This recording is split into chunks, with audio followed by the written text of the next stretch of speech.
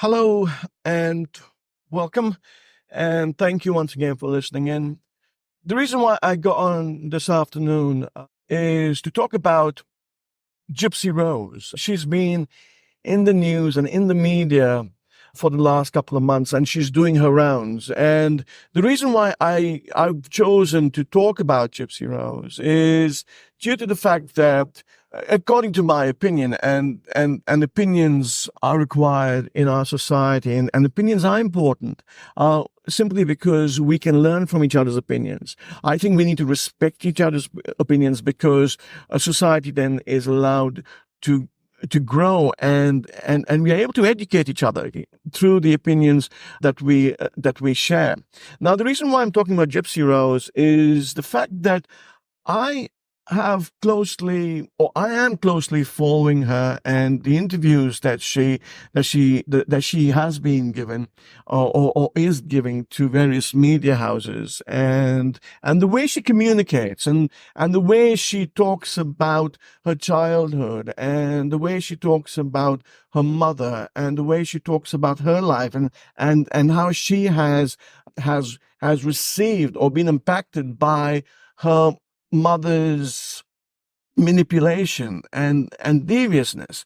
Now, the more I listen to Gypsy Rose and the more I look at photographs, I have I have come to an opinion.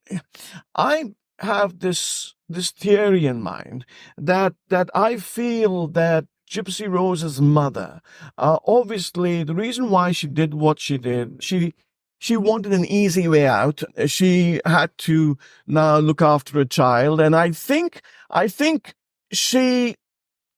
child was a means to an end.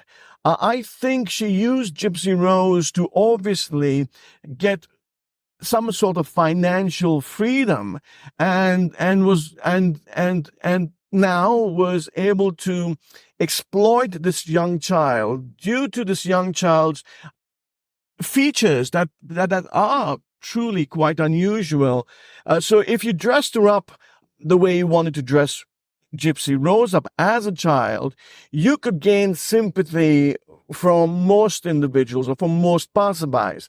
And I think the mother knew that this is quite possible. And knowing if you go to general physicians and you feed them certain information, general physicians tend to go by the information you provide them with. So not every single general physician or every single doctor or health professional is capable of doing the right thing. Some of them are in it just for the money. They've gained an education, they gain an experience, and they tend to probably take the easy way out. So if a parent goes to a general physician and says, "Oh, guess what? My daughter has a cough, and I think it's bronchitis, and and she's had a cough for several weeks, several months. Are you able to provide her with steroids or with antibiotics?" And in some of the cases, possibly the physician would do a basic check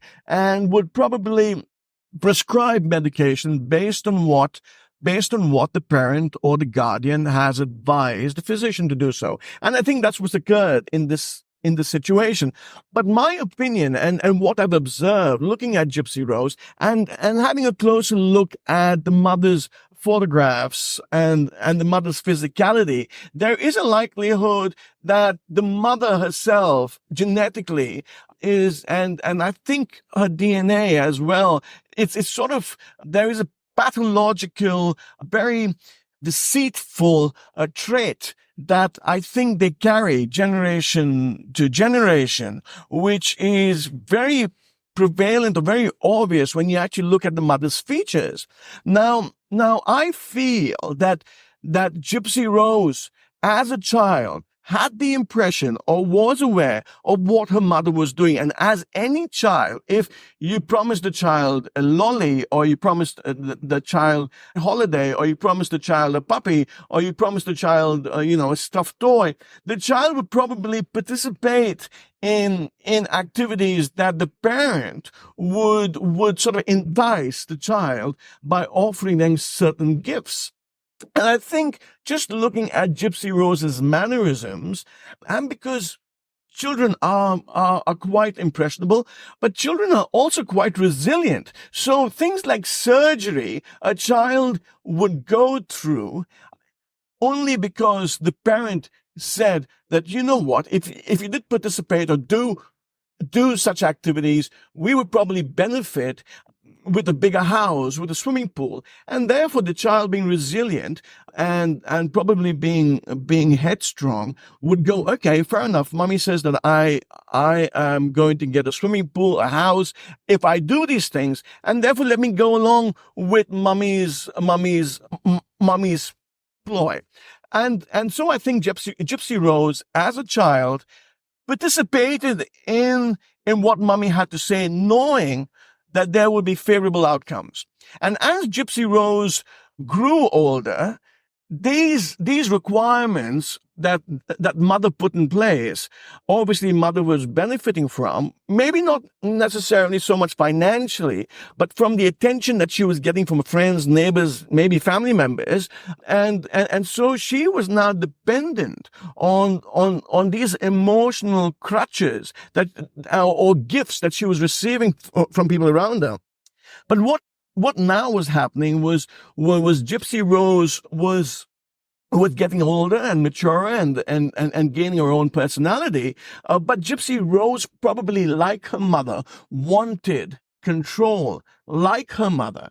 And deception thought can be quite dangerous. So if you teach your child deception from a very early age, your child would master it, because your child will know that in order for them to be able to get places, know people, get their way, they will master deception. And I think through her mother, Gypsy Rose was learning how to be deceitful, was learning how to connive people around her and manipulate people around her. And that is the reason why she decided to do what she decided to do. And the only way she would get attention is by having a word with young man who was going to be quite easily deceived where Gypsy Rose was concerned. So she actually found, so Gypsy Rose was pretty much quite in tune with people who were of a vulnerable condition, only because through her mother, she learned vulnerability. She learned characteristics that came with a vulnerable personality. So now Gypsy Rose jumps online and she probably attempts to find men who would. So I think this was premeditated murder, and Gypsy Rose knew from the very start what she wanted to do. As probably a 12-year-old child or a 9-year-old child, she probably goes, okay, mom is being deceptive. Mom is receiving all of these goodies and attention just simply by lying to folks around her. Now I can do the very same thing. And as Gypsy Rose matures, she is learning and observing exactly what her mother does. So what she then does is when she meets this vulnerable man who is psychologically, unfortunately, extremely volatile, she reads that and she knows that if she feeds him enough information strategically, she'll be able to get him on board and be able to persuade this fella to do what she wanted him to do. She also knew that she was young enough, so if she went to prison, with the information that we have, we know people like her in prison are treated like goddesses. So if she went into prison, there would be a likelihood that she would serve, it's better than what she was living in, right? She was basically living in a wheelchair, and now she's built this momentum. So if she went into prison for 8, 9, or 10 years, she would still exit prison relatively young. And which means that she would still have the ability, because of media and because we listen to stories like Chopper, we listen to stories like Chappelle Colby on a daily basis, and young minds are so perceptive. They go, guess what? If I do a crime at a certain age in my life, and if I strategize well enough, I will reap its benefits. So I go into prison, stay in prison for 10 years, maybe 8 years, maybe 12 years, come out of prison, I'm still relatively young, and I will pursue my life, my life's journey or my life's worth. So what I feel with Gypsy Rose, this girl has the ability, because genetically she already has a mother's deviousness and manipulation characteristics in her. This girl has the ability to kill again. I feel this girl has the ability to manipulate or create a situation where she is able to work the people around her. The problem with this is, if she's overly exposed, I don't think she has the staying power. So she'll be able to manipulate individuals in isolation. She'll be able to manipulate weak, vulnerable individuals in isolation. But once she's in public, she will probably, due to her thirst, for her requirement for fame and fortune and think that the things that she's lost in life, which I think, if she's quite resilient, the abuse would probably, and this is only due to my observation, would probably fade.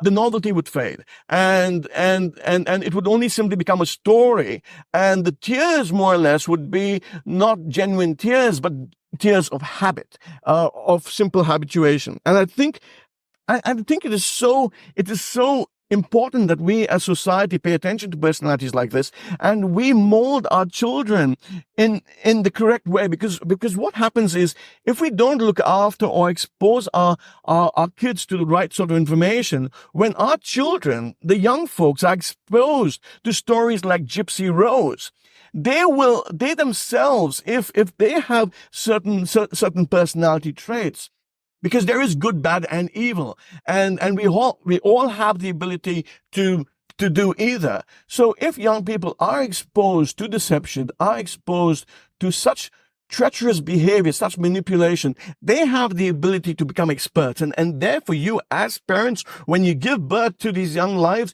you have to make sure that you have the ability to look after these young kids, and you have the ability to be able to nurture and allow these kids to grow in a safe environment, and make sure that exposure to crime, exposure to such behavior, things like alcohol, things like drugs, things like basic smoking habits, should be away from young minds, and we should be able to nurture our young minds to grow up and look at information and extract the right sort of information. Because stories like Gypsy Rose should teach parents, should teach me to be able to nurture. There's a lesson to be learned, and we have to be mindful, because there is good, bad, and there is evil. Anyway, you guys have a wonderful, wonderful afternoon, and I hope that everyone's safe and your families are safe. Take care and stay blessed. Bye-bye.